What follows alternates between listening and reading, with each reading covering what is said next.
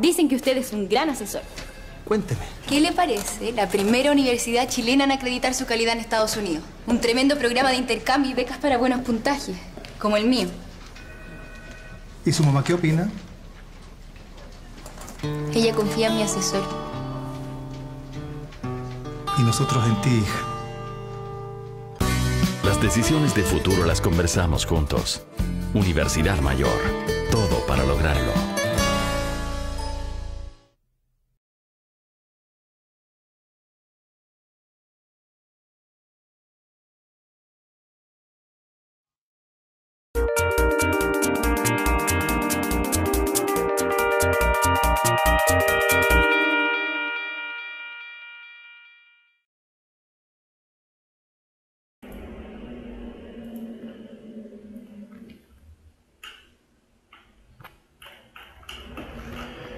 Hola chicos, bienvenidos a una clase un día miércoles de biología. Esta sería la clase 9.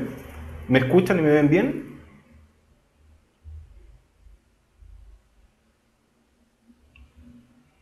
Ya, qué bueno que nos estamos viendo.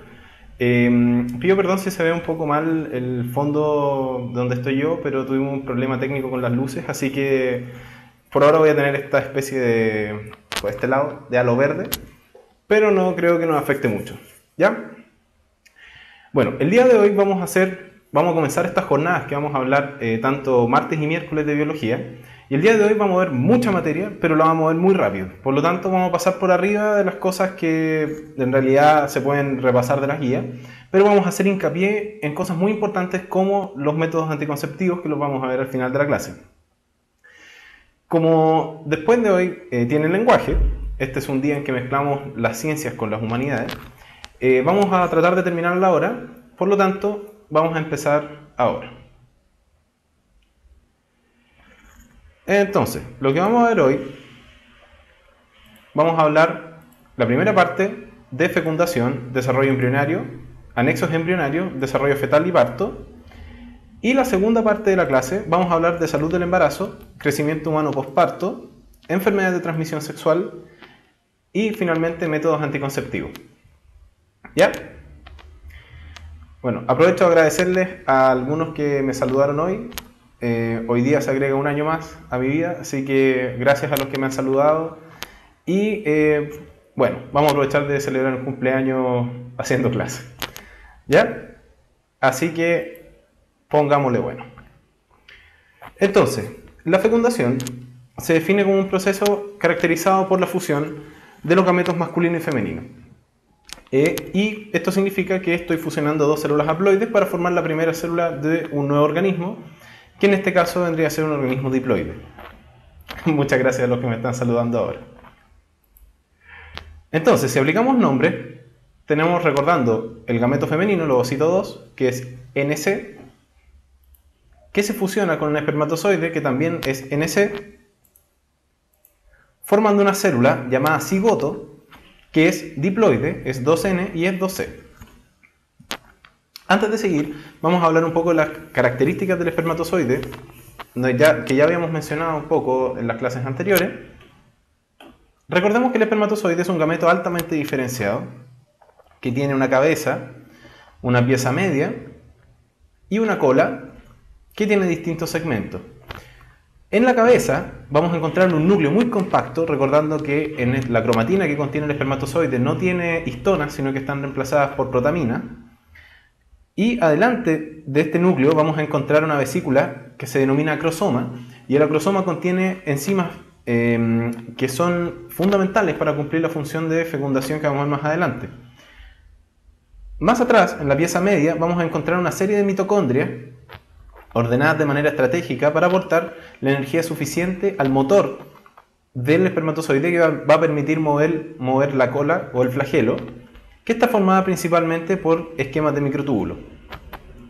Cosas importantes acá es que la energía que utilizan la mayoría de los procesos puede venir a través de la fructosa que contiene el semen que habíamos hablado ayer, o directamente en forma de glucosa.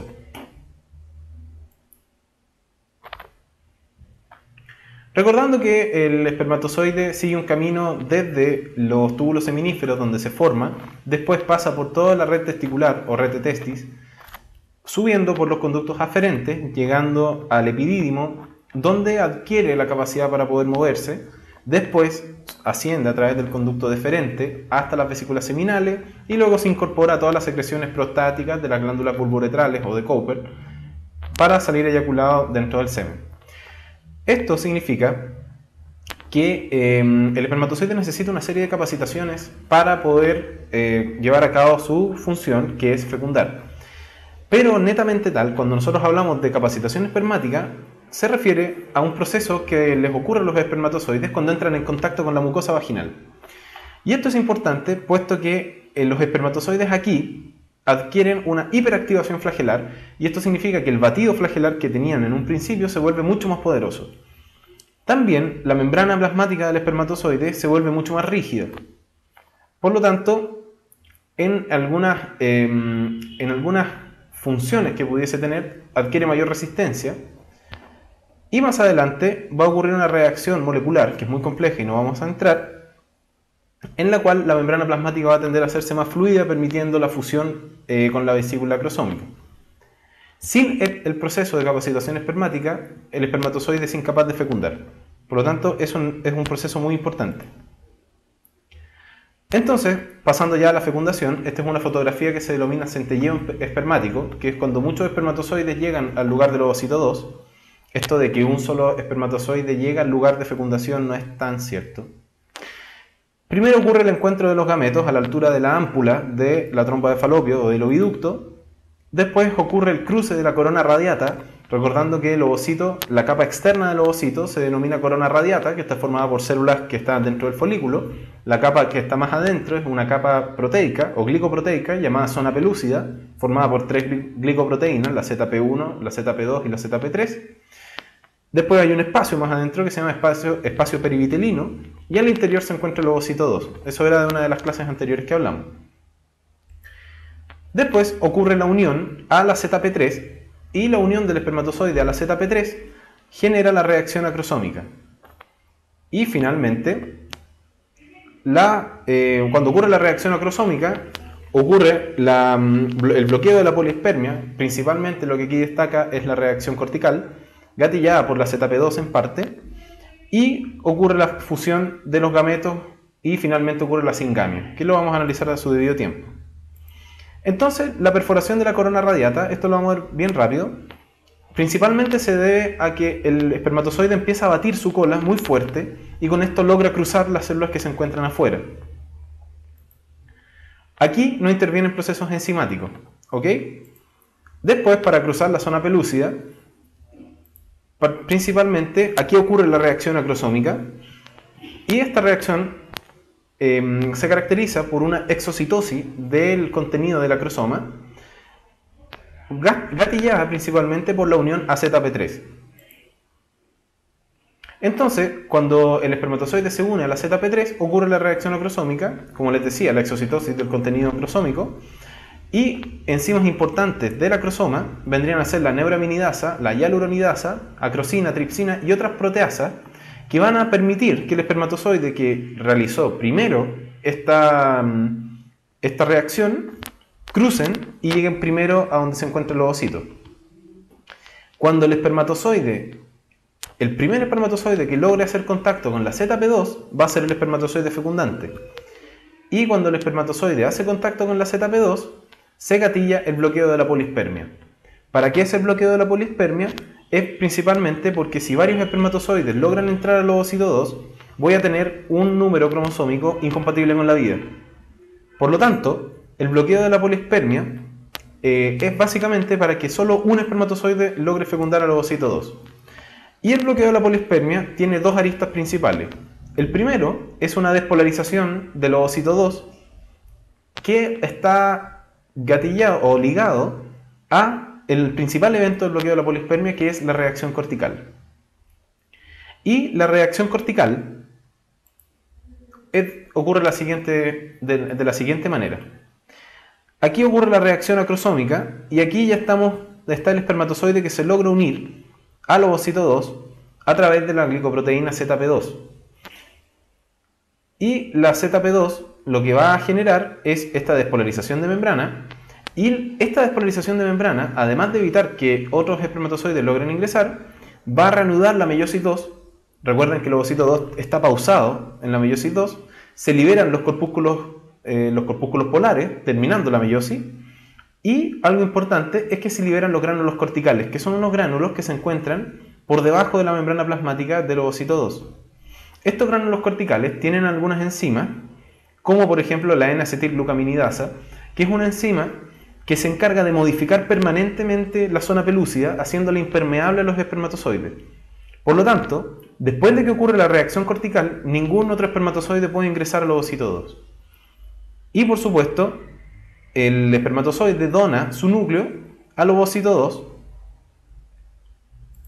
ocurriendo finalmente la singamia. Esto que ven acá es una fotografía muy bonita. Es una fotografía donde se pueden apreciar los pronúcleos masculino y femenino. Y aquí hay cosas importantes. Lo primero es que el pronúcleo masculino reemplaza las protaminas por histonas y recupera su tamaño normal. Como finaliza su meiosis, esto se reagrupa nuevamente el pack cromosómico completo y hay ondas de calcio que favorecen la liberación de los gránulos corticales. Es parecido a la liberación de neurotransmisores en la sinapsis química. Y aquí, nuevamente, en la singamia, cuando se inicie nuevamente la mitosis, la primera mitosis del cigoto, se van a rearmar los pares cromosómicos nuevamente. Para realizar la singamia se pierden las cariotecas, se reorganizan los pares cromosómicos nuevamente y se vuelve a formar un solo núcleo. Después de esto, esta célula, que contiene un solo núcleo, se denomina cigoto y es la primera célula del nuevo organismo. Y aquí la pueden ver en un tamaño, esta fotografía es muy bonita, donde pueden ver los corpúsculos polares ya liberados y acá están los dos núcleos a punto de fusionarse. Por supuesto dentro de la zona pelúcida, que es todo esto de acá alrededor. Y aquí ya llegamos al desarrollo embrionario. No sé si les quedó alguna duda con fecundación.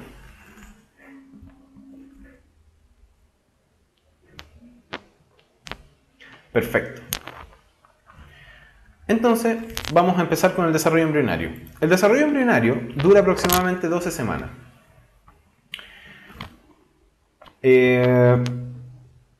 Estamos en este momento acá.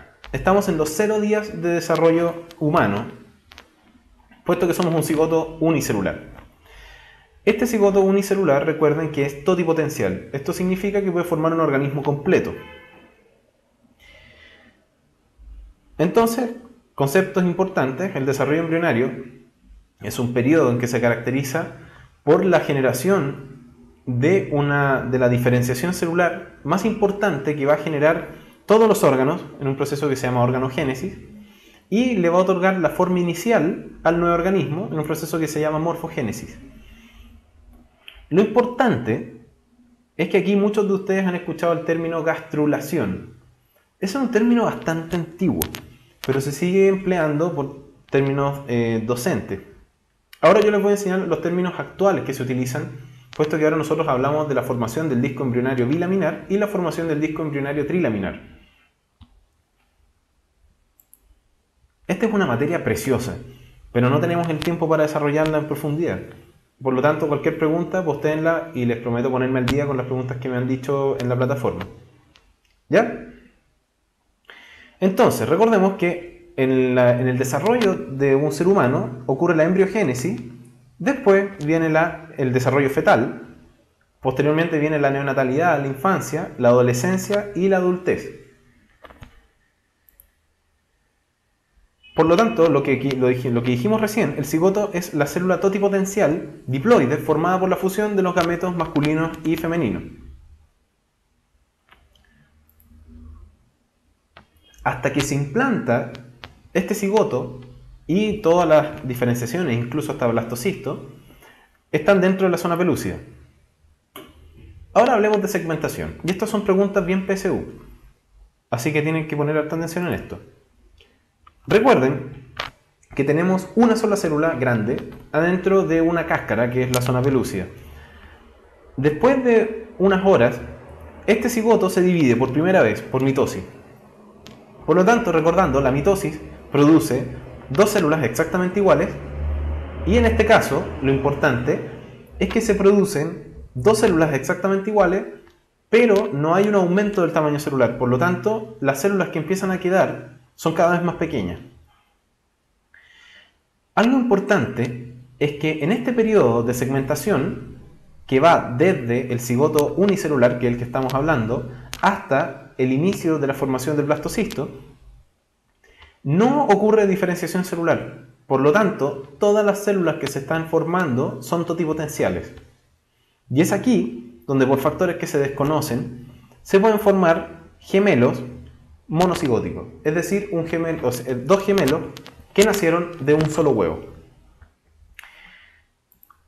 Las células que se están formando aquí adentro, es decir, estas células que se están formando dentro de la zona pelúcida, reciben el nombre de blastómeros. No tiene nada que ver con las células que forman blastocisto, sino que se llaman blastómeros y son células totipotenciales hasta que comienza la formación del blastocisto. Se me pierde la punta del mouse. Como les decía, a medida que va avanzando la segmentación, los blastómeros se van haciendo cada vez más pequeños y apretados unos con otros. Y esto les va otorgando formas características. El cigoto puede ser bicelular, tetracelular u octicelular. Y después, cuando ya se alcanza el estado de 16 células, nosotros hablamos de mórula, por el aspecto similar a una mora. Y después, cuando ya ocurre la primera diferenciación celular, nosotros hablamos de blastocisto. Por lo tanto, recuerden que cuando tenemos los blastómeros dentro de la zona pelúcida, tenemos el estadio de mórula, y después de la primera diferenciación celular, que no forma parte de la segmentación, tenemos el blastocisto.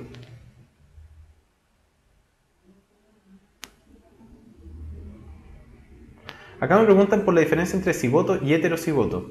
Yo creo que acá estás confundiendo los términos de genética clásica acerca de homocigoto y heterocigótico. Esos son términos que se aplican a genética, más que acá. Nosotros acá estamos hablando de cigoto de huevo, del huevo que está, del nombre que recibe la primera célula de desarrollo embrionario. Acá también me preguntan si el trofoblasto se forma como placenta también, y a eso vamos a llegar, así que tranquilidad con eso, ¿ya? Vamos a ir con calma. También me preguntan si luego del blastocisto se implantan en el endometrio. Exactamente. Como vamos a ver más adelante, cuando se alcanza el blastocisto sigue madurando, pero aquí sale de la zona pelúcida y se implanta en el endometrio. Entonces, dijimos que después de la formación del blastocisto, o cuando comienza la formación del blastocisto, ya no es segmentación, sino que ya ocurrió una diferenciación celular. Y aquí las células, pese a que tienen un potencial enorme, ya no son totipotenciales, puesto que una de estas células no puede generar un organismo completo. El blastocisto es una estructura diferenciada de todo este macizo de células que se estaba formando, que tiene dos estructuras: un macizo celular interno, o embrioblasto, que corresponde a lo que va a formar el embrión, y un macizo celular externo, que se denomina también trofoblasto.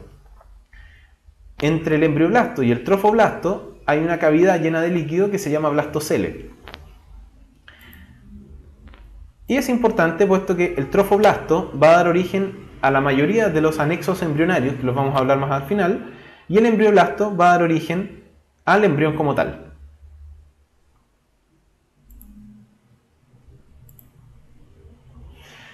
Al cabo de 11 días post fecundación, el blastocisto va a salir de la zona pelúcida y se va a implantar en el endometrio.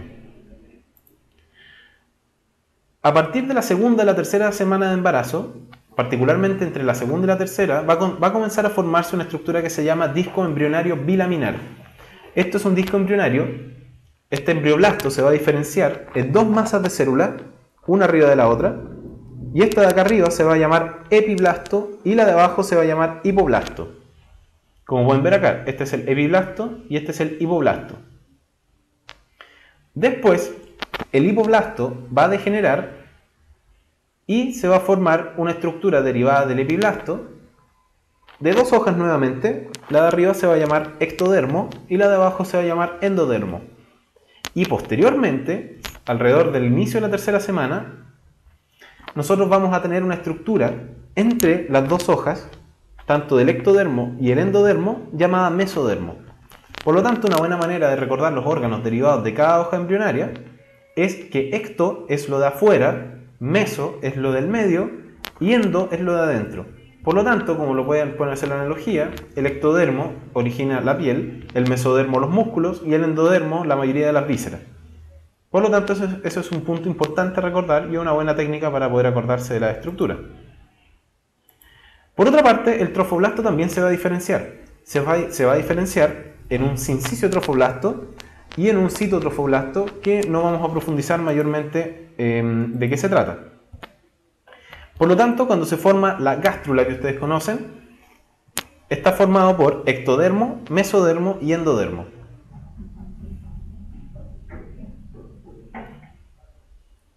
La placenta se origina del trofoblasto principalmente, de las vellosidades coriónicas que va a formar el trofoblasto.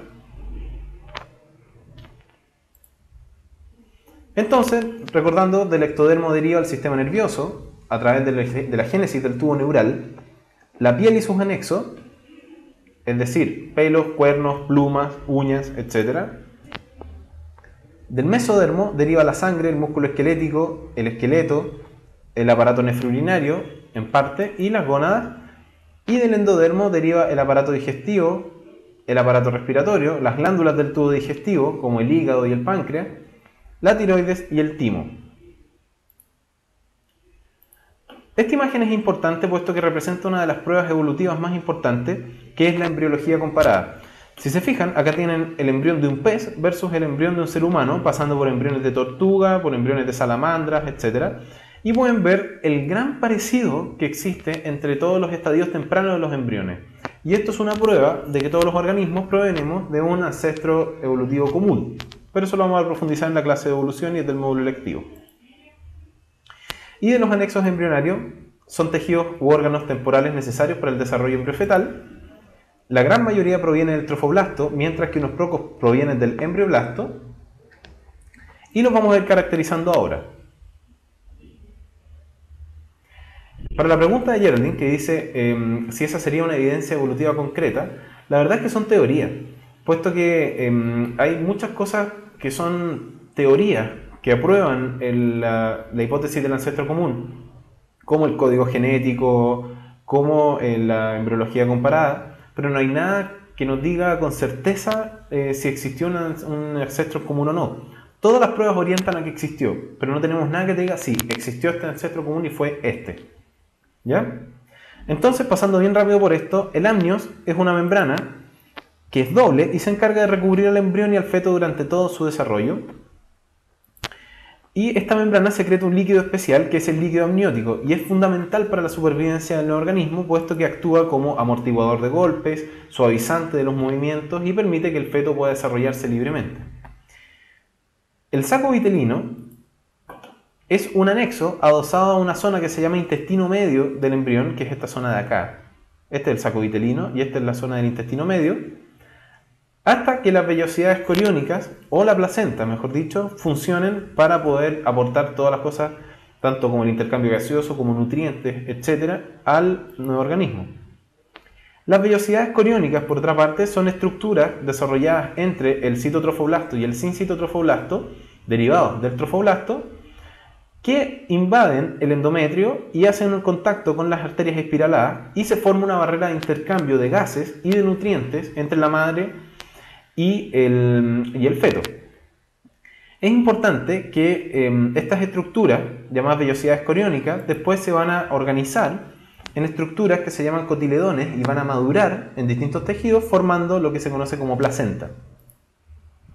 La placenta, por otra parte, es un órgano adosado al útero, más o menos de este tamaño, que funciona a partir del tercer-cuarto mes de desarrollo, a partir de las vellosidades coriónicas, y es fundamental para el intercambio de sustancias entre la madre y el feto. Acá tienen un detalle de las vellosidades coriónicas que yo les decía que forman una verdadera conexión entre la sangre materna y fetal, Acá vemos el lugar donde puede estar inserta la placenta, pese a que pueden existir patologías en donde la placenta está insertada en distintos lugares, como por ejemplo la placenta previa.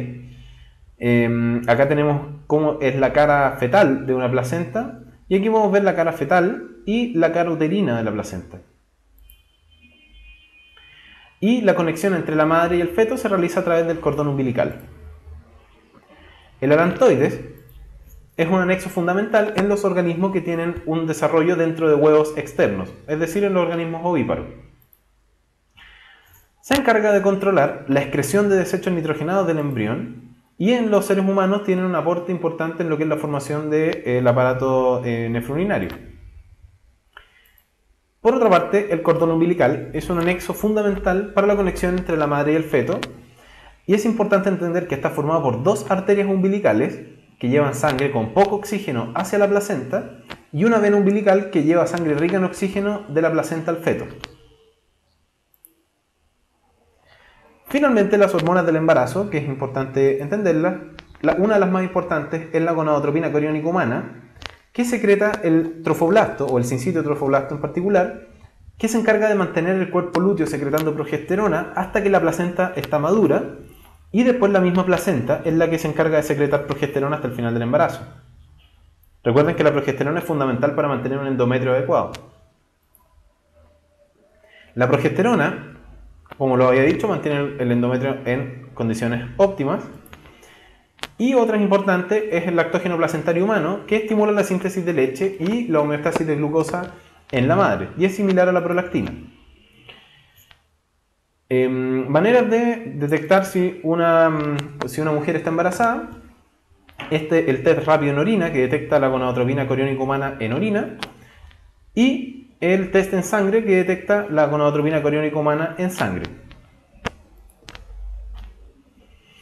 Cuando ya terminamos las 12 semanas, después de que el ectodermo, el mesodermo y el endodermo se diferencian y logran formar todos los tejidos, los aparatos y los sistemas, y ya el embrión tiene forma de ser humano, aparecen los párpados, y desde aquí nosotros empezamos a llamar a este embrión feto, hasta los 9 meses de gestación. Por lo tanto, ahora vamos a partir con el periodo fetal. Y esto lo vamos a pasar bien rápido porque es raro que lo pregunten en la PSU. En el tercer mes, nosotros vamos a ver que ya podemos ver uñas, hay cabello, ya podemos evidenciar el sexo. Por lo tanto, una de las ecografías importantes es la que ocurre entre el primer y el segundo trimestre. El pulso fetal ya es evidente, pesa 14 gramos y mide 7,5 centímetros, es de este porte. Al cuarto mes tiene postura erecta y ya hay reflejo ante estímulos externos, es decir, ya está comenzando a madurar el sistema nervioso. Aparecen los dermatoglifos, que son las huellas digitales, pesa 110 gramos y mide 14 centímetros de largo. Es decir, vean cuánto ha crecido entre un mes y otro. Al quinto mes ya aparece el reflejo de prensión, que es esto de que apretan las cosas. Ya está formado el tubo digestivo, pulmones y la piel, pero eso no significa que estén maduros. Hay una frecuencia cardíaca que es alta, alrededor de 180 a 170 latidos por minuto, 200 gramos de peso y 20 centímetros de talla. Al sexto mes aparece la succión del pulgar, y el reflejo de succión es fundamental puesto que se empieza a entrenar el feto para lo que va a tener que hacer después, que es el amamantamiento. Los huesos y la piel ya están bien formadas, pero no existe grasa, por lo tanto es una piel muy delgadita. Y al sexto mes ya pesa aproximadamente 1 kilo de peso y mide 30 centímetros de talla. Estos son valores promedio. Al séptimo mes, y este es importante, alrededor de las 25-27 semanas, la posibilidad de sobrevivir fuera del útero es del 10%. Aquí comienza a ocurrir el descenso de los testículos en el varón por un ligamento que se llama el gubernáculo, y comienzan a madurar las funciones vitales, como la termorregulación, la respiración autónoma y la deglución. El feto comienza a respirar líquido amniótico, más que nada no para extender los pulmones ni nada de eso, sino que es para entrenar lo que es el ciclo respiratorio. Y comienza a tragar líquido amniótico para ir entrenando la función peristáltica y el reflejo de tragar y no respirar lo que traga en el sentido de la maduración del aparato digestivo. Y hacia el octavo mes ya comienza a frenarse un poco el crecimiento, empieza a acumularse grasa blanca y parda. Recordemos que la grasa parda es rica en mitocondrias y tiene como función principal generar calor más que ser una reserva energética, y se desarrollan los reflejos de luz, es decir, se desarrolla el reflejo de acomodación pupilar, y eso es fundamental. Y ya en el último mes comienza a desarrollarse la inmunidad innata, principalmente por el aporte de anticuerpos por parte de la madre a través de la placenta. Los pulmones terminan su maduración, recordando que la maduración pulmonar se debe a que ya hay una cantidad suficiente de neumocitos tipo 2 que secretan suficiente cantidad de surfactante, y el feto ya está en presentación cefálica. Eso significa que está de cabeza, listo para poder nacer. Y aquí el desarrollo intrauterino terminó. Acá tienen algunas imágenes para que puedan ver. Lo importante acá es la proporción o la relación cefálica con el resto del cuerpo. Fíjense que la cabeza es casi del mismo tamaño que el cuerpo. Aquí las extremidades son muy chiquititas. Fíjense los deditos como son. Acá está el cordón umbilical y el amnios. Aquí podemos ver que a medida que va creciendo comienza a aumentar el tamaño corporal. Acá podemos ver el reflejo de succión y aquí podemos ver una ecografía que se llama ecografía 4D, que se debe principalmente a que es una ecografía 3D pero en tiempo real. Podemos ver las estructuras craneanas, la cara, podemos diferenciar el sexo tratando de ver que el feto corra su pierna de acá. Podemos ver la relación entre la cabeza y el cuerpo, que todavía es casi igual, etc. Y aquí es donde los papás comienzan a ver, hoy mira, si tiene tu nariz, tiene tu frente, tiene tu cara, etc. En términos importantes, existen curvas de crecimiento intrauterina. Para principalmente lo que importa acá, la del percentil 50, que es la del medio, es la curva normal. Sobre el percentil 90 nosotros hablamos de un feto que es grande para la edad gestacional, y bajo el percentil 10 en general nosotros hablamos de un feto que tiene restricciones de crecimiento o restricción de crecimiento intrauterino. Para ir terminando este tema, la circulación fetal es bien importante puesto que el feto no utiliza los pulmones. Por lo tanto existe un shunt o un cortocircuito de la circulación que después de nacer se detiene. Entonces aquí póngame atención, puesto que recordemos, como les dije, la sangre oxigenada viene por la vena umbilical desde la placenta hacia el feto. Esta vena umbilical entra al feto y se conecta a la altura de la vena cava inferior. Después la vena cava inferior, acá existen senos especiales que son los ductos venosos que van al hígado, por ejemplo.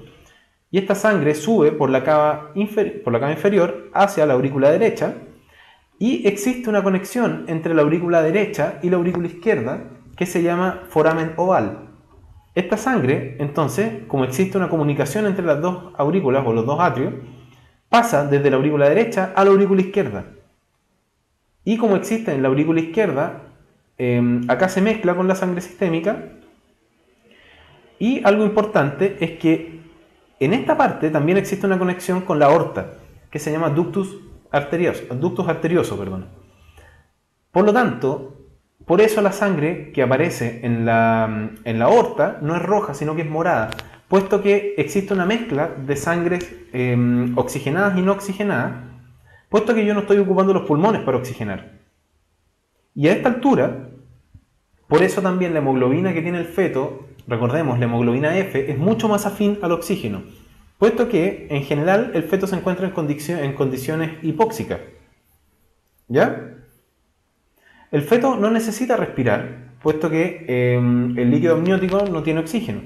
Él obtiene el oxígeno que necesita a través de la placenta, y por eso es tan importante la placenta, o la unidad fetoplacentaria, como se llama en ginecología, ginecobstetricia en realidad. Es súper importante. Por lo tanto, repasando esto, la sangre oxigenada viene por la vena umbilical, se conecta a la vena cava inferior, la vena cava inferior llega a la aurícula derecha, por supuesto que pasa por el ventrículo derecho y se va hacia los pulmones, pero no pasa nada, puesto que no hay nada que sacar de los pulmones. Y también, como existe un hoyito que conecta la aurícula derecha con la aurícula izquierda, esta sangre oxigenada se mezcla con la no oxigenada, forma una sangre mixta, que está de color morado, y pasa a la aurícula izquierda.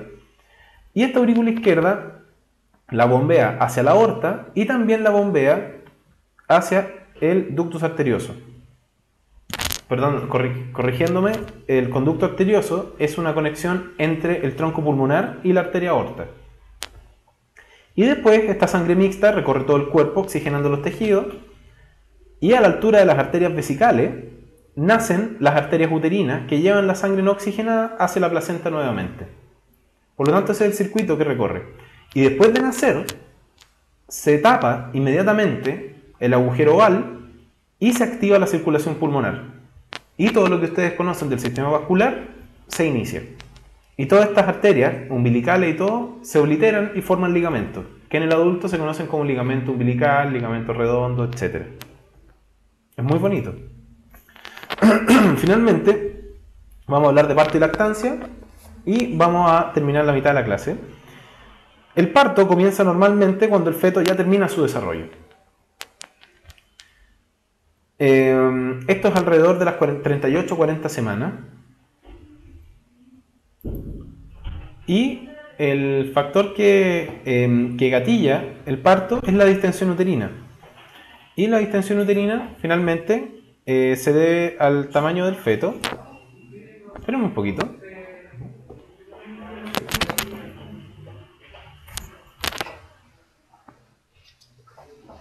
No me atreví a conectarlo. Ya. Ahora tenemos luz. Gracias al profe Nico. Perfecto.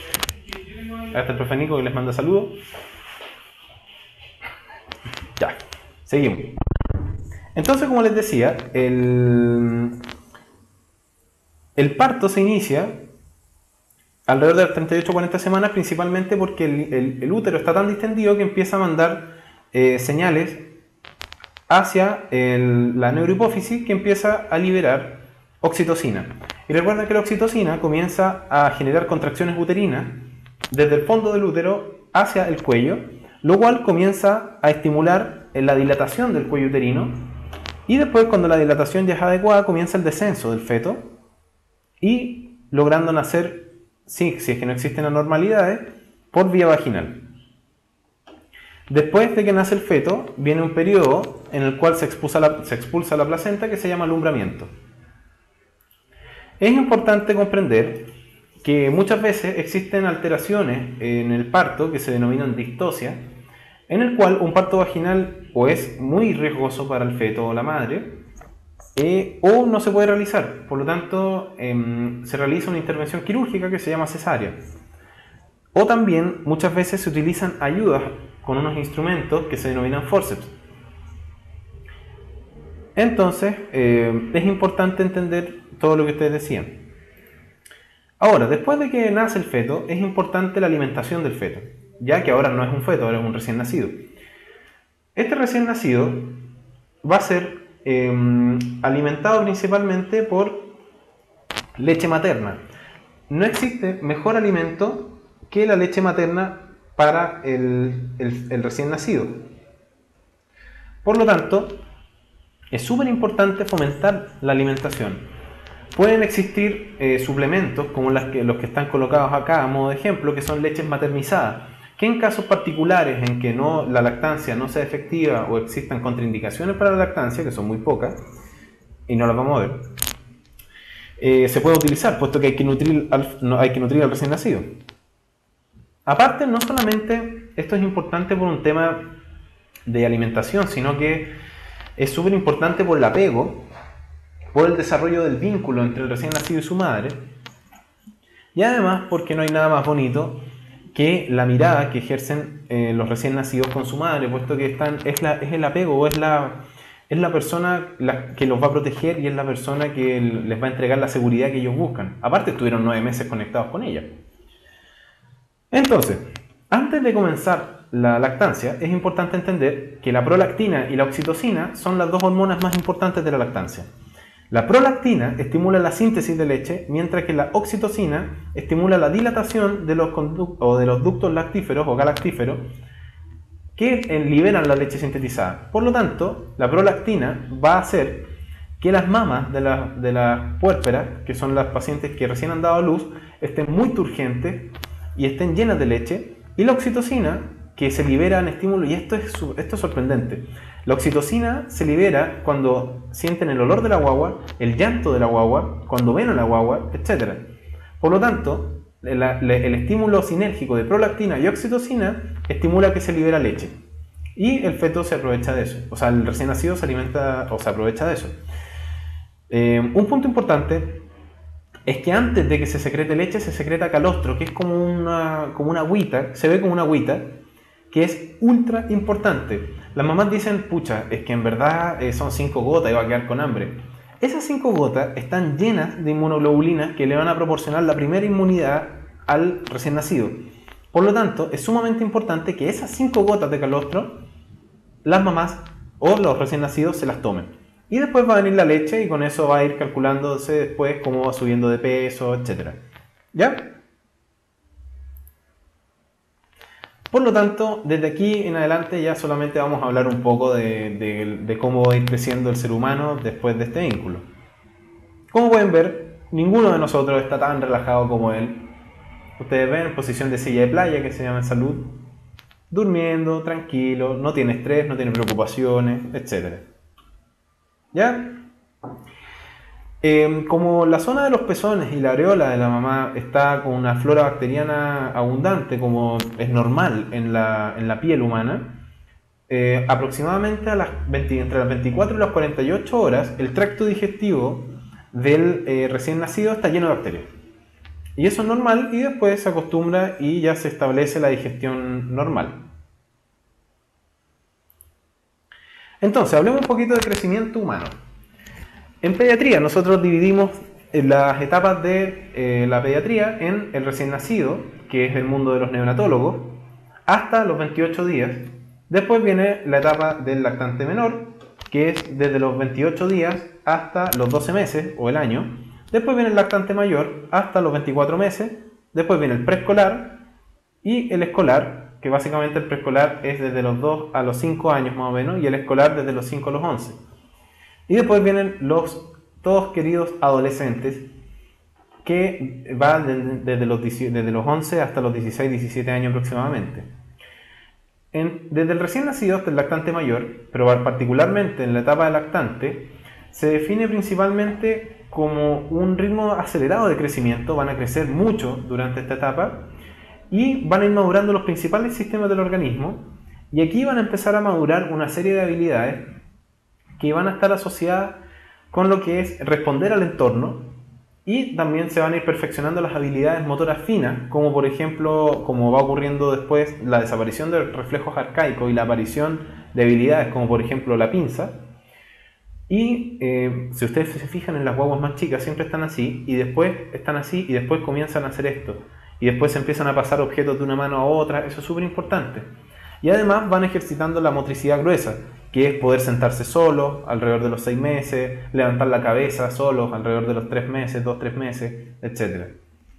Después, en la etapa de preescolar y escolar, en los preescolares destaca principalmente que empiezan a desarrollarse habilidades sociales, empieza a aparecer el lenguaje, ya hay conceptos abstractos, como por ejemplo que ellos juegan a que es un elefante y en verdad es una hoja, o que le dan sentido a las muñecas y las cuidan, etc.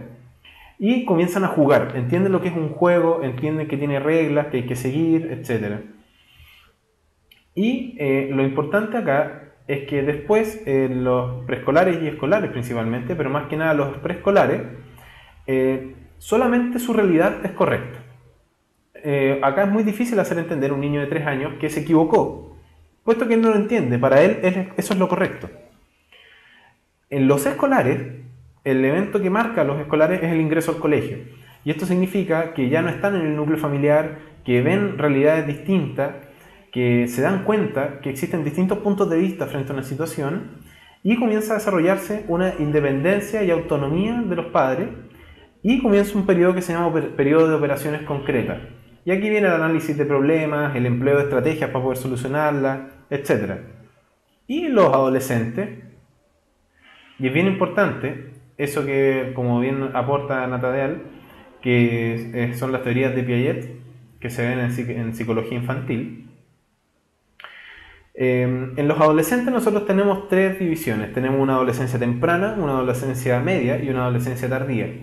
Los adolescentes de por sí se caracterizan como personas insoportables. O sea, se les llama las personas de la edad del pavo, puesto que muchos de ellos siempre creen tener la razón en todo.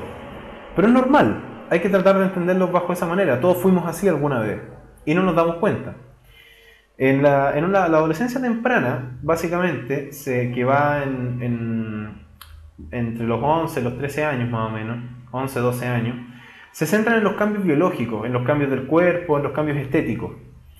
En la adolescencia media es una etapa con un alto nivel de egocentrismo. Esto no me va a pasar, él se va a caer, ella va a quedar embarazada, ella va a chocar el auto si lo saca. Es decir, a ellos no les va a pasar nada, son invulnerables.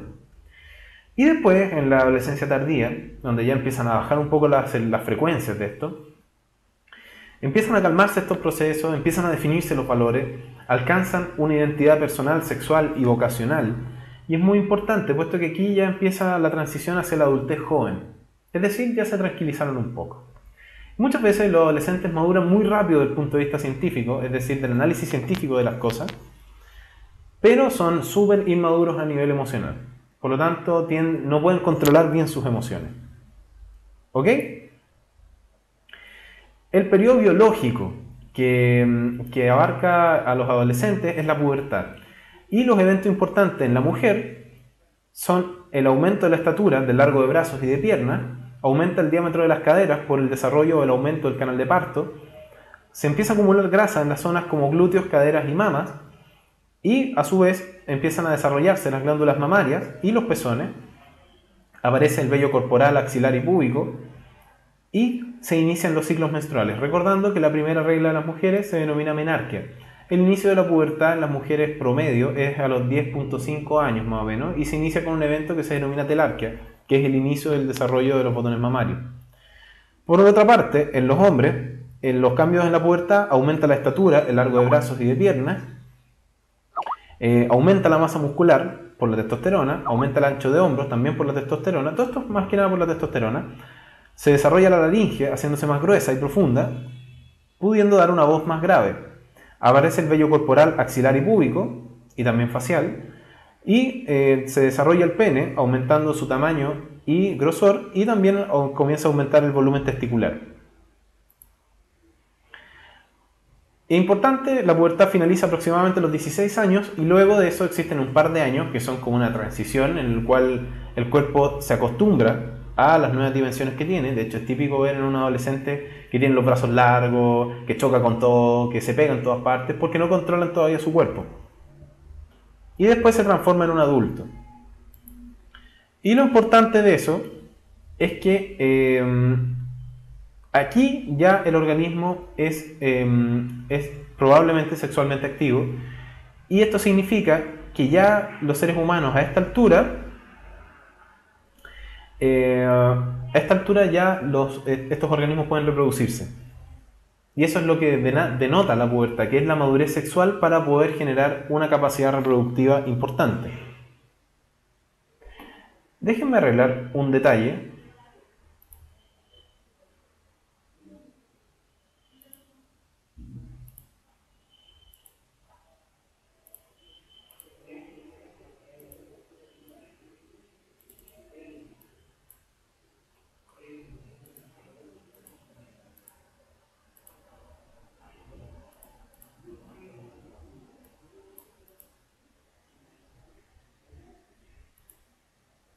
Ya. Entonces ahora vamos a ir en conjunto a la Universidad Mayor a una pregunta de desafío. Vamos a dar 5 minutos para resolverla, puesto que es bastante fácil. Y la pregunta dice así: para una madre que no secreta leche durante la lactancia, ¿cuál de las siguientes combinaciones de hormonas resultaría más efectiva para su tratamiento? A, prolactina y estradiol. B, prolactina y oxitocina. C, vasopresina y oxitocina. D, progesterona y oxitocina. E, hormona luteinizante y prolactina. 3 minutos para hacerla, puesto que es muy fácil, y los veo en un ratito.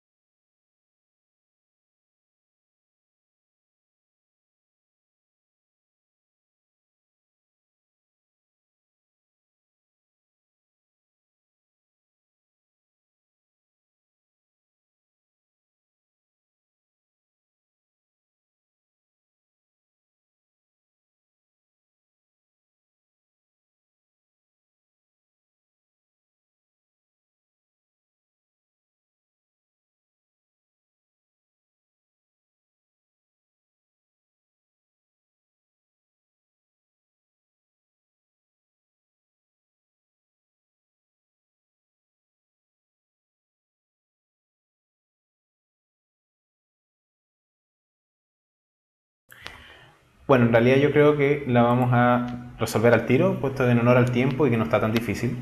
Como bien dicen, y lo acabamos de decir, si una madre no secreta leche durante la lactancia, probablemente el tratamiento más indicado sería prolactina y oxitocina, ¿no es cierto? Por lo tanto, la alternativa correcta es la B. Ahora, en realidad, uno nunca lo hace esto con las pacientes. O sea, si una mamá no tiene leche durante la lactancia, uno intenta ver qué factor está deteniendo esto, como por ejemplo el estrés.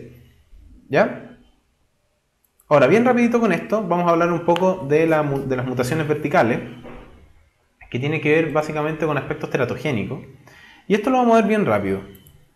Una mutación en las células de la línea germinal de los padres, como por ejemplo exposición de rayos X en las gónadas, con una radiografía, esto se va a transmitir a los hijos. Y los hijos van a mostrar determinadas características alteradas. A las 0-12 semanas, que es el desarrollo embrionario, recordemos que es el periodo crítico y más susceptible a sustancias que pueden alterar el desarrollo embrionario, que se denominan teratogénicos. Y de la semana 13 a la 38 básicamente es una maduración de aparatos y sistemas, destacándola del sistema nervioso. Y aquí podemos ver distintas susceptibilidades.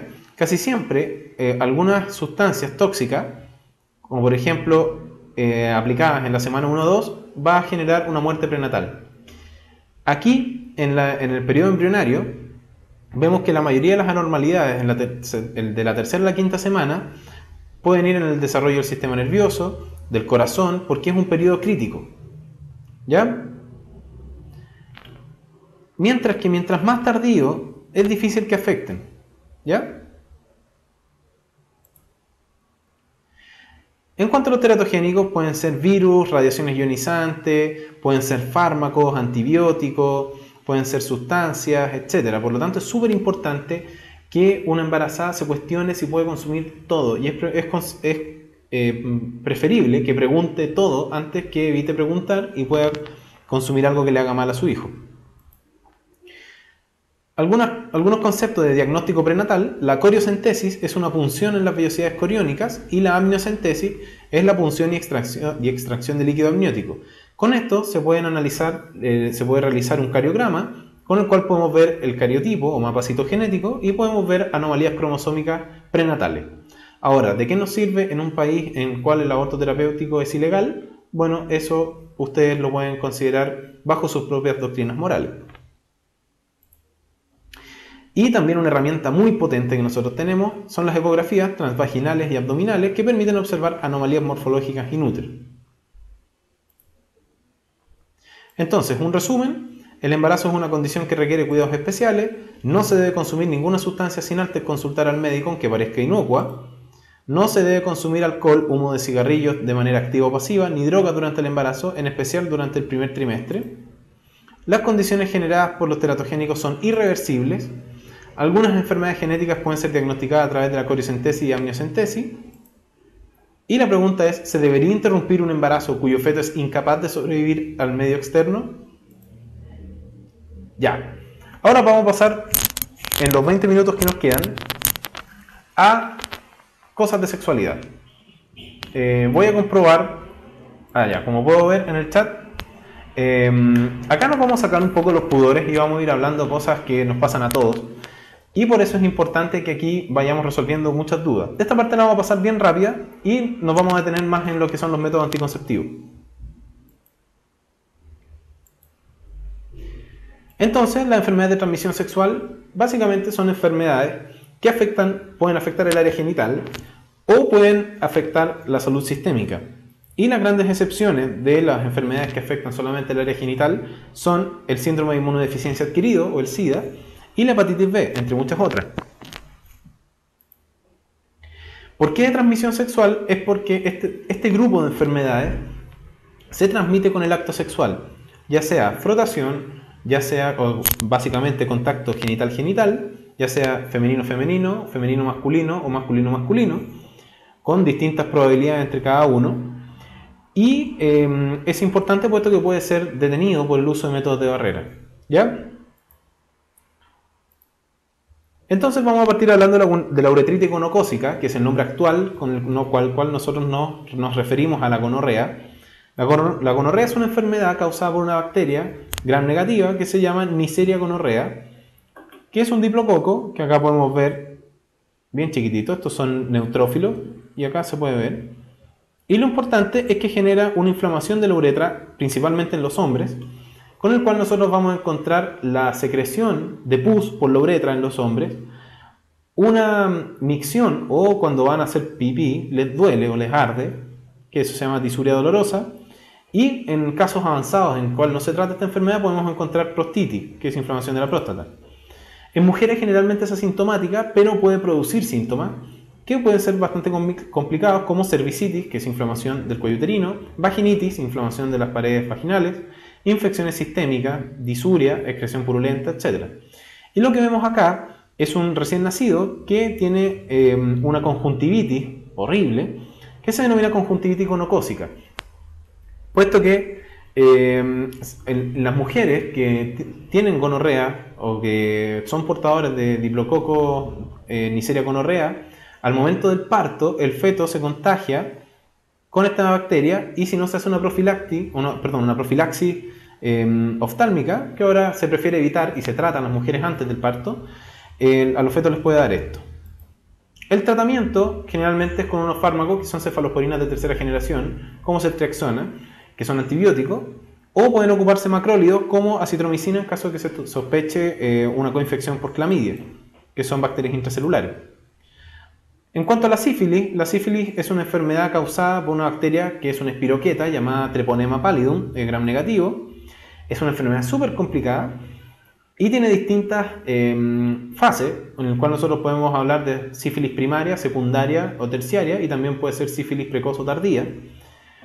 Y lo importante es que pueden aparecer marcas en el cuello uterino en mujeres, lo cual generalmente no se asocia generalmente a esta enfermedad. Pueden aparecer verrugas de tipo condilomas planos que se asocian a esta enfermedad. Y lo importante es que en la fase primaria aparecen los chancros, que se los voy a mostrar. En la fase 2 aparecen ronchas rosáceas diseminadas y malestares generales. Y en la fase 3 o neurosífilis ataca el sistema nervioso.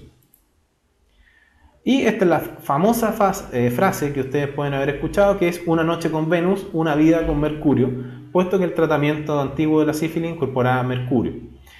El tratamiento de la sífilis es con antibióticos, particularmente penicilina G sódica, que se administra por vía endovenosa. Esto que ven acá es un chancro, que aunque no lo crean, no duele. Y esta es una foto de una espiroqueta, que en el caso es la Treponema pallidum. En cuanto al virus papiloma humano, este virus puede causar verruga o papiloma, y pese a que otras enfermedades están asociadas a este virus que no son ETS, lo que tiene que ver con las ETS es que las cepas 6 o los serotipos 6, 11, 16 y 18 se asocian con cáncer. Por lo tanto, aquí no aparece muy bien, pero esta barra está llena, no sé por qué me aparece eso. Pero vamos a ver si... No se arregla. Se ha asociado, o ya básicamente se habla, de que este virus es causante del cáncer cervicuterino en las mujeres. Por lo tanto, ante la aparición de cualquier alteración del epitelio del cervix uterino, hablemos displasia o displasia intraepiteliales o neoplasia intraepiteliales, tenemos que descartar una infección por virus papiloma humano. Y lo importante es que ahora existen vacunas, y este virus solamente habita en mucosa y tejido submucoso. En cuanto a la clamidiasis, es una enfermedad producida por unas bacterias intracelulares llamadas Chlamydia trachomatis, y dependiendo del lugar puede producir ardor en la boca y lengua, dolor al tragar u odinofagia, úlcera, en el caso de la boca. En el caso del ano puede producir ardor anal, secreción mucopurulenta, dolor al defecar. En mujeres puede producir leucorrea, que es flujo blanco a través de la vagina, disuria dolorosa, piuria, que es orina con pus o rica en células inflamatorias, y dolor en relaciones sexuales, que se denomina dispareunia. Y en los hombres puede producir tenemo vesical, disuria dolorosa, igual que lo que habíamos hablado antes, prurito balanal, etc. Y testiculitis en casos más graves. El tratamiento, en general nosotros las bacterias intracelulares las tratamos con un grupo de antibióticos que se llaman macrólidos, y de ellos preferimos la acitromicina en dosis única o doxiciclina en 3 dosis, en general acitromicina 1 gramo, y se tienen que tratar ambos componentes de la pareja sexual. puesto que si se trata uno solo, el otro puede permanecer como portador y repetimos el círculo. Complicaciones, bueno, la clamidia es una de las causantes de enfermedad inflamatoria pélvica silente en mujeres y en hombres puede llegar a generar infertilidad por obstrucción crónica del epididimo y los conductos deferentes. La tricomona es un protozoo llamado Trichomonas vaginalis, que lo pueden ver acá. Y a diferencia de los anteriores que hemos hablado, este afecta principalmente a las mujeres. Y aquí destaca una secreción blanco-amarillenta muy odorosa que tiene olor a vertedero, a basura. Ese es el olor que se caracteriza de la tricomoniasis. Enrojecimiento de labios mayores y de la mucosa vaginal. Y picación, enrojecimiento, dolor.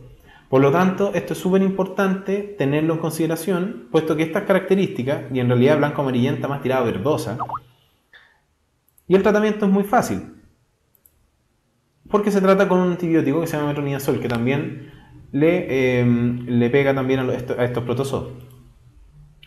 La hepatitis B, ustedes ya la conocen, es un virus hepatotropo tipo DNA virus, es decir, que es un virus que tiene una molécula de DNA como genotipo. Causa un grave daño hepático por hepatitis, puede generar insuficiencia hepática y se transmite por vía sexual y parenteral también. Pero el ciclo de este virus se analiza en el módulo electivo. Y el SIDA finalmente es la sigla para síndrome de inmunodeficiencia adquirido causado por el virus de inmunodeficiencia humana o VIH. Las personas no tienen VIH, las personas tienen SIDA cuando manifiestan síntomas. Pueden ser VIH positivos. Este virus afecta unas células que se llaman linfocitos T helper, que son las células que comandan la respuesta inmunológica. Como estos pacientes en etapas tardías disminuye tanto el recuento de células T que desarrollan una inmunosupresión o inmunodepresión y al final mueren consecuencia de enfermedades como por ejemplo neumonias por hongos, como la neumonía por Pneumocystis jirovecii, etc., que no son comunes para nada en las personas que son inmunocompetentes. Hay personas que son portadoras, que son VIH positivo o seropositivas, y pueden haber VIH positivo con síntomas, en el cual puede ser SIDA. El VIH no puede ser, en ese sentido, puede ser transmitido de la madre al feto, y puede ser transmitido a través de la lactancia también, que es importante tenerlo en consideración. Se transmite por vía sexual, por vía parenteral y por vía sanguínea. Por lo tanto, cosas importantes que están llenos de mitos esto. Todos los mitos que, por ejemplo, que si yo le doy un abrazo a una persona con SIDA se me va a contagiar, si le doy un beso se me va a contagiar, contacto piel-piel se me va a contagiar, etc. Eso es todo mentira. Por lo tanto, no ayudemos a la discriminación y ayudemos a mejorar la calidad de vida de estas personas. Parenteral es por vía que involucra aguja o que involucra inyecciones.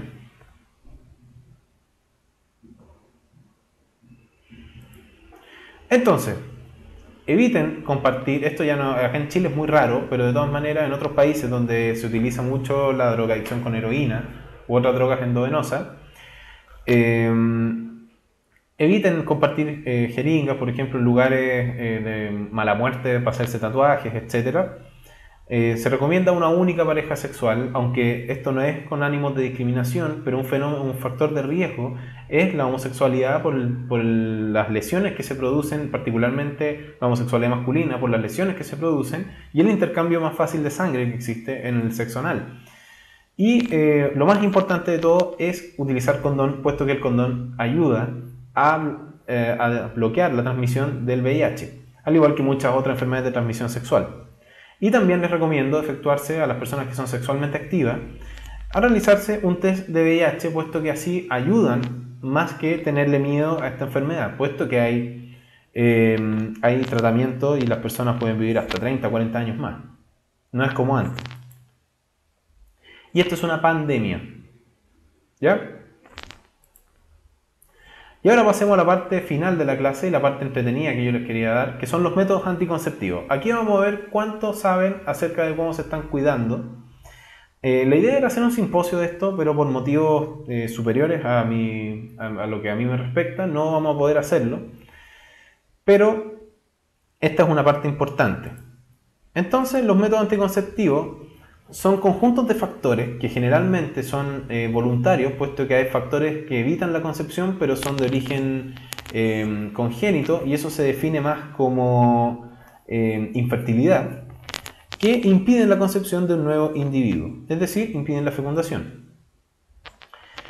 Hay un grupo de factores que, lo que yo les decía, que no los vamos a hablar ahora, y los vamos a clasificar en los métodos de barrera, en el cual está el condón masculino, el condón femenino y el diafragma cervical, los métodos químicos, en el cual están los espermicidas, como el nonoxinol 9, y los dispositivos intrauterinos, y los métodos endocrinos, como los anticonceptivos orales, el anillo mensual, el pellet subcutáneo, los parches, las inyecciones, etc.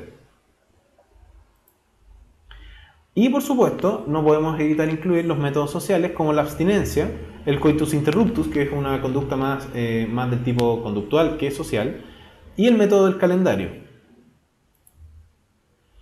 Entonces, la abstinencia se define como no realizar actos sexuales, involucrando tanto la penetración como los tactos. El coitus interruptus se clasifica como sacar el pene antes de que ocurra la eyaculación. Ahora, se sabe que antes de que ocurra la eyaculación ocurre la liberación de líquido preseminal que contiene espermatozoides. Y el calendario utiliza una serie de predicciones basadas en el ritmo menstrual y características del moco cervical para poder calcular los días no fértiles. Entre ellos destaca el método de Billings, que calcula la filancia del moco cervical, puesto que mientras más filante es más cercano a la ovulación y mientras menos filante es más cercano a la fase progestacional. La efectividad contra las enfermedades de transmisión sexual, el coitus interruptus y el calendario es nula, puesto que no protege contra enfermedades de transmisión sexual. Y la abstinencia tiene una protección total, puesto que si no tengo actividad sexual, no tengo contagios de enfermedades de transmisión sexual. Efectividad anticonceptiva del coitus interruptus y el calendario es bajísima, así que lo que menos les recomiendo es que se guíen para cuidarse a través de esto. Y la abstinencia es total, puesto que si yo no tengo relaciones sexuales, es difícil que yo pueda tener posibilidades de tener un embarazo. Ahora, métodos de barrera hay muchos. Acá tenemos al señor condonín, tenemos el diafragma cervical o el capuchón cervical, tenemos el condón femenino y tenemos los condones masculinos. La gracia es que el condón femenino es bastante incómodo, requiere el uso de espermicidas o lubricantes, tiene un anillo interno más delgado y un anillo externo más ancho, tiene un recubrimiento de poliestileno y al fondo tiene también un recubrimiento. Como pueden imaginarse, es bastante incómodo de colocar para las mujeres, por lo tanto no se usa mucho. El diafragma cervical hay que comprarlo y buscarlo en base al tamaño del cuello, la condición del cuello, si es nulípara o multípara, etc. Y los condones masculinos son los más preferidos, pues, por la simplicidad que tiene y todo. Pero la efectividad del condón masculino solamente va si lo saben usar bien o no. Y acá muchos van a creer capo y dicen, pero que no vas a saber ponerse un condón. Igual lo vamos a repasar.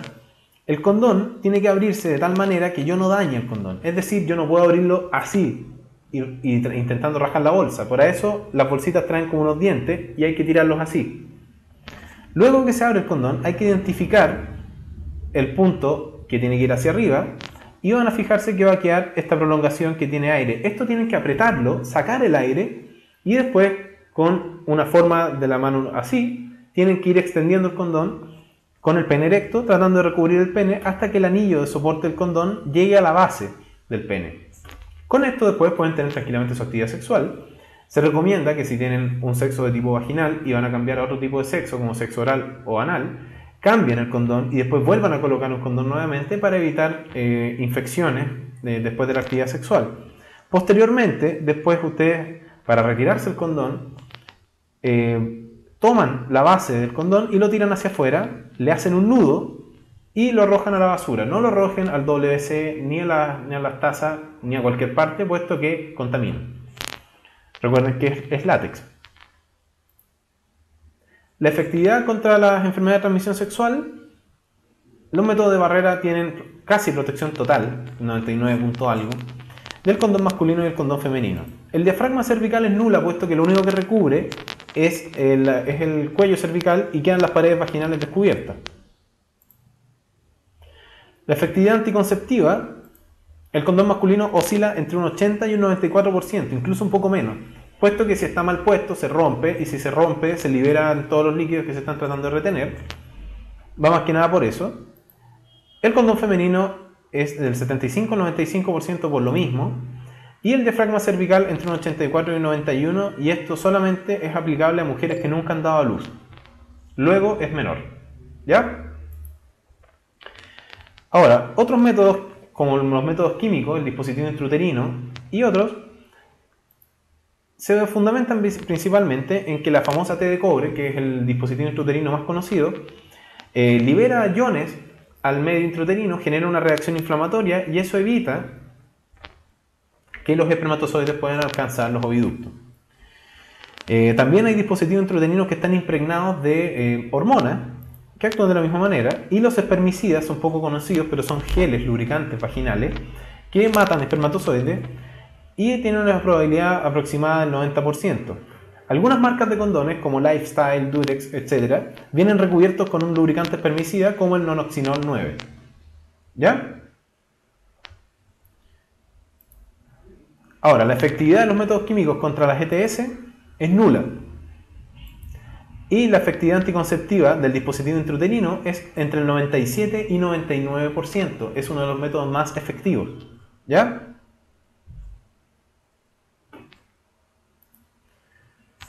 Y los espermicidas tienen entre un 71 y un 82%. Es bastante bajo. Y el efecto dura máximo 1 hora. Métodos quirúrgicos son igualmente importantes. Chiquillos, les pongan atención, yo sé que este tema los exalta, pero esto es súper importante que lo aprendan y lo apliquen, ¿ya? Métodos quirúrgicos, la vasectomía es un método quirúrgico que esteriliza a los hombres y es la sección de los conductos deferentes, como pueden ver acá. La salpingoligadura es la sección de las trompas de falopio, que puede ser permanente o puede ser temporal. Y la histerectomía, que es la extracción del útero, y en algunos casos los anexos también, no se usa con fines anticonceptivos, sino que se usa para solucionar otras patologías. Sin embargo, si no tengo útero, ya no puedo concebir. Por lo tanto, se trata de eso. ¿Ya? Y esto lo preguntaron un año en la PSU. Y por supuesto no protegen contra enfermedades de transmisión sexual. Ahora, este es un tema que es importante. Los métodos endocrinos. Las famosas pastillas anticonceptivas. Estas pastillas son agonistas, tienen hormonas agonistas de origen sintético que alteran el ciclo menstrual y generalmente suprimen la ovulación. Son pastillas anovulatorias. Existen en presentación oral, que son las famosas pastillas anticonceptivas que vienen de 2 pastillas, 21 pastillas, 28 pastillas, en los blisters que ven acá. Están en forma de pellets subcutáneos de liberación lenta que puede durar hasta 3 años. Incluso 5 algunos, anillos endovaginales como el NuvaRing, los parches cutáneos y las inyecciones mensuales. ¿Ya?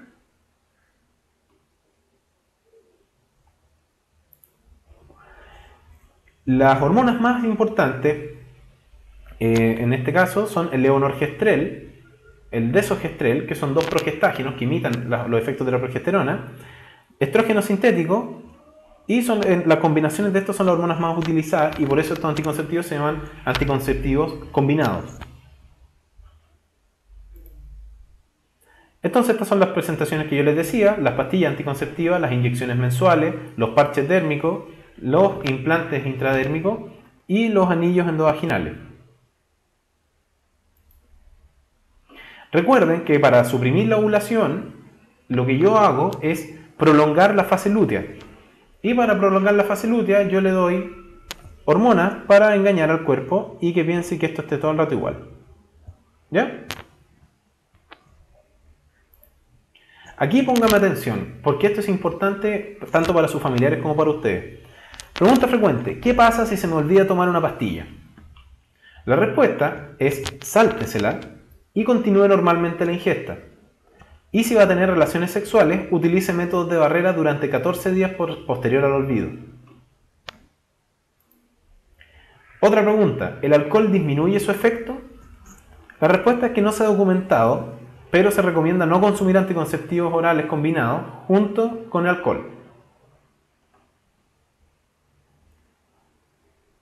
Otra pregunta, ¿puedo quedar infértil tomando pastillas anticonceptivas por largo tiempo? La respuesta es no.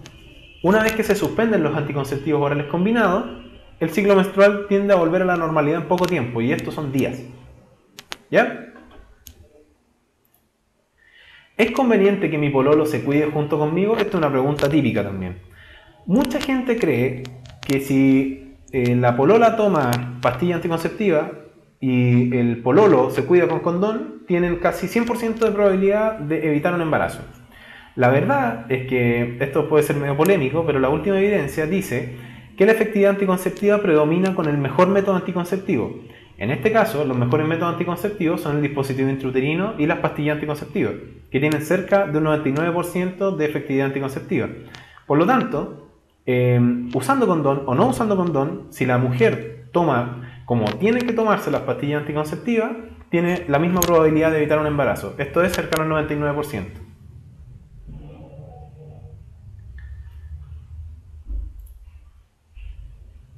No se ha documentado lo que tú dices, jamón de pavo. Esto se habla principalmente... puedo buscar algún documento, pero en este momento yo por lo menos no lo he leído. Pero puedo buscar algo para complementar tu respuesta. Esta es la típica. Muchas amigas han quedado embarazadas tomando pastillas. La respuesta es que existe un estudio realizado en pacientes usuarias de anticonceptivos orales combinados, donde se demostró que la efectividad puede bajar hasta un 30% por mal uso. Esto significa la hora de la toma, la continuidad, etc. Y en eso se pueden producir embarazos. Si se utilizan y toman al pie de la letra, la tasa de embarazo es cercana a 0.6%. Esto significa menos de un embarazo por cada 100 usuarias. Por lo tanto es poco. Esto sí que es importante y grábenselo también. La anticoncepción de emergencia. Esto es un método anticonceptivo de emergencia que consiste en ingerir una alta cantidad de hormonas que suprimen la ovulación. No es abortiva bajo ningún punto de vista.